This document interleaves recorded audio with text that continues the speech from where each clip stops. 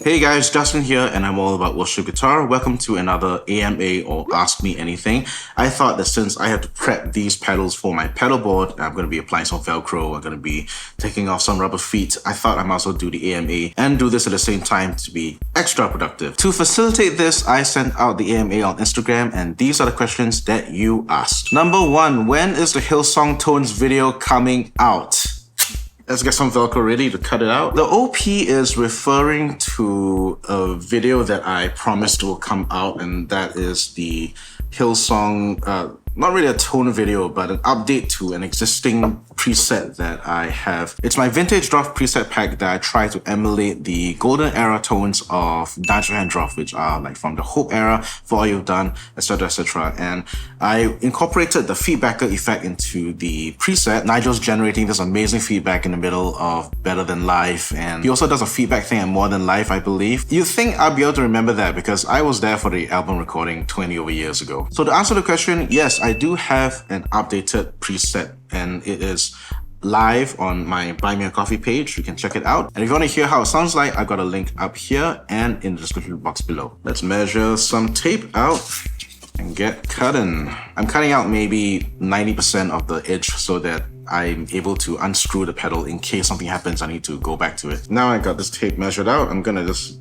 duplicate this. The key is to do one nice big clean cut like that, otherwise you're gonna get jagged edges on your Velcro. And by way of example, I just did that so you can see that this edge here is not as clean as this edge right here. How do you balance your presets on your Helix, HX Stomp, and Pot Gold? Now there are 2 ways to go about doing this. Number 1 is the non-technical way, and that is to change your approach as to using presets. Do you really need 4 different presets for 4 different songs on a Sunday morning? My suggestion is to have 1 preset and then you change the different pedal sounds depending on your requirements for that song, or you can make do without those effects if possible. That way your preset sound is uniform throughout the entire set. Doesn't matter which song it is, you have the same preset, just changing the tones with the effects. Let's face it, even the pros who tour on stage, they have a basic amp setup. They don't really change their entire rigs just for 2 different songs. They have the same amp palette throughout the entirety of the set with just different effects pulled in and out. Time to get rid of rubber feet on this guy over here. The second way, which is the technical way of doing things, is if you really want to change 4 different presets for the 4 different songs, double check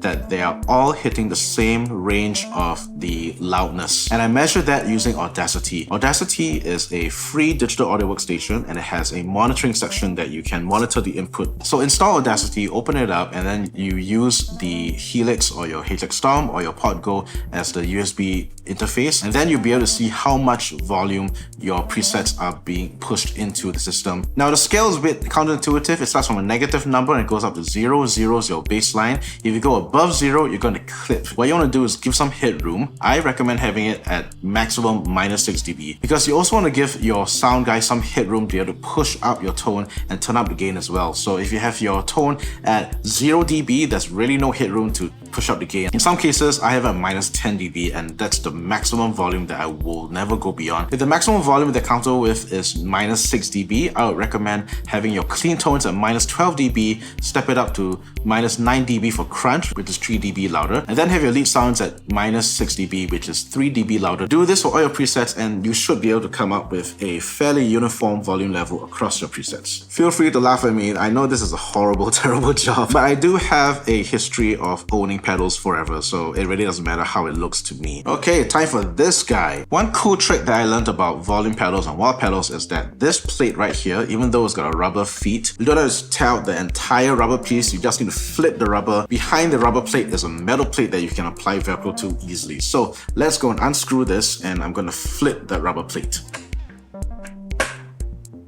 Might as well do the next question. How do you balance your ministry, work, and family life? I think the short answer is I don't. I'm quite bad at it actually. The answer is pre-planning. Lots and lots of pre-planning. I'm going to show this off camera. This is Trello. Trello is the planning and organizing app that I use to input all of my ideas. And as you can see, not everything that I come up with eventually leads to a video. I've got a ton of ideas that I've had floating around a while. And the great thing about video ideation is that you can write this anywhere as long as you have a phone or an internet connection. Take this off. Look at that. That is quite pretty, isn't it? Take off the rubber plate, flip it around, and it should roughly fit back into this position. Now this metal plate will give you a much easier surface to apply Velcro on. So every time I am shooting a video, I would have planned it out 2 or 3 times in my head. I know what I'm going to talk about. I know what the content focus is going to be on. So there's no real dilly-dallying or like fumbling around or thinking what to do when I hit record on the camera. And I fit all of this pre-planning into all the various pockets of the day that I got free time. Like when my twins are napping and I'm monitoring their sleep, I'm here at this very table monitoring where they're sleeping in the living room, normally with my iPad or my laptop, and I'm typing out a script or I'm thinking about a video or designing a thumbnail, etc, etc. Another big example of this is over the weekend when I was driving Claire back home from an outing. She fell asleep in the car and she wasn't supposed to. So rather than having to risk her waking up, I decided to make the drive home a lot longer so that she can sleep for at least an hour. And to pass the time, I drove around, I parked, I had my phone here, and I finished the script for one of the videos that's coming out very soon. So the key to maintaining a YouTube channel despite all the craziness of life is to find pockets of time that you can afford to spend ideas on and to do things that don't require a camera. So ideation, scripting, scheduling, responding to comments, that's a big one. Last step, let's go and put on some Velcro.